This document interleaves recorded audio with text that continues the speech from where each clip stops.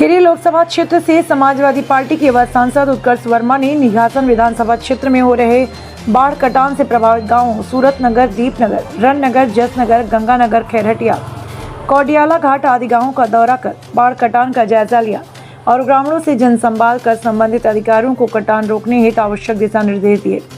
वहीं उत्कर्ष वर्मा ने कहा, हम सदन में दोबारा कटान के मुद्दे को उठाएंगे और शासन से मांग करेंगे कि कटान रोकने के लिए पत्थरों के ठोकर का निर्माण कराया जाए, जिससे भविष्य में दोबारा कटान न हो सके। इसी क्रम में बेलराया चीनी मिल में कैजुअल पर काम कर रहे लोगों की काफ़ी समस्याएं थीं। बेलराया गेस्ट हाउस में चीनी मिल के जीएम को बुलाकर कैजुअल कर्मचारियों की समस्याओं से अवगत कराया। जीएम ने कहा, अतिशीघ्र कर्मचारियों की समस्या का निस्तारण कर दिया जाएगा।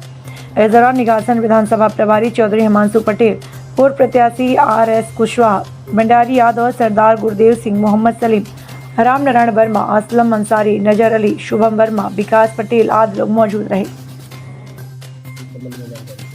देखिए, आज हम आए हैं यहाँ जसनगर और यहाँ पर बहुत नुकसान हो रहा है गांव वालों का।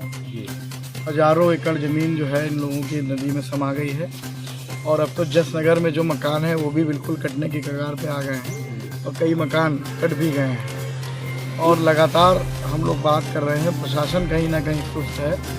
क्या इस संबंध में आपने सदन में भी बात उठाई है? देखिए, हमने पार्लियामेंट में भी बहुत मजबूती के साथ बात रखी थी शून्यकाल में कि एक तो पहले बाढ़ से बचाया जाए लोगों को और जिनकी फसलें नष्ट हो गई हैं बाढ़ की वजह से, जिन किसानों की ज़मीनें कट गई हैं, उनको कम से कम फसलों का मुआवजा बढ़ा करके देना चाहिए, क्योंकि जो मुआवजा आज दिया जा रहा है वो लागत से बहुत कम है। लागत गन्ने की फसल में बहुत लगती है और मुआवजा बहुत कम है, इसलिए मुआवजा बढ़ा के दिया जाए एकड़ के हिसाब से। दूसरी मांग हमने ये रखी थी कि जिन किसानों की ज़मीन पूरी तरीके से नदी में समा गई है उनका कम से कम किसान कर्जा माफ़ किया जाए, उनको मुआवजा दिया जाए।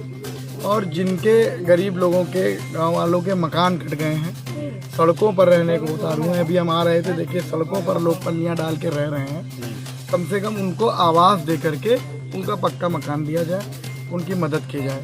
और अधिकारियों को भी लगातार हमारी वार्ता चल रही है।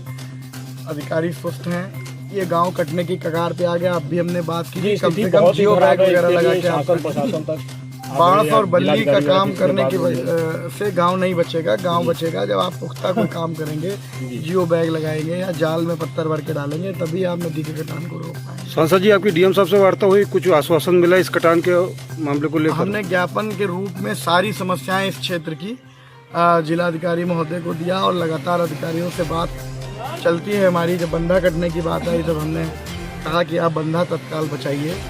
पर तो शायद अभी काम चल रहा है, लेकिन अभी इधर गांव बचाने का कोई काम नहीं चल रहा है। हमारा प्रयास रहेगा, हम जिलाधिकारी से मिलेंगे और कम से कम यहाँ काम शुरू हो ताकि गांव वालों के गांव कटने बचे। कोई बात नहीं, आप जाइए। बेटा तुम लोग ज्यादा किनारे चले गए, कोई दिक्कत नहीं, कोई दिक्कत नहीं। भरोसा नहीं, नीचे से कटा होता भरोसा नहीं, सब भरोसा है, सब इन्हीं के सहारे हैं। लोग प्रधान गया 20 फुट गिरा था।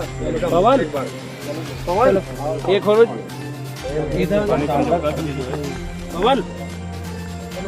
चलो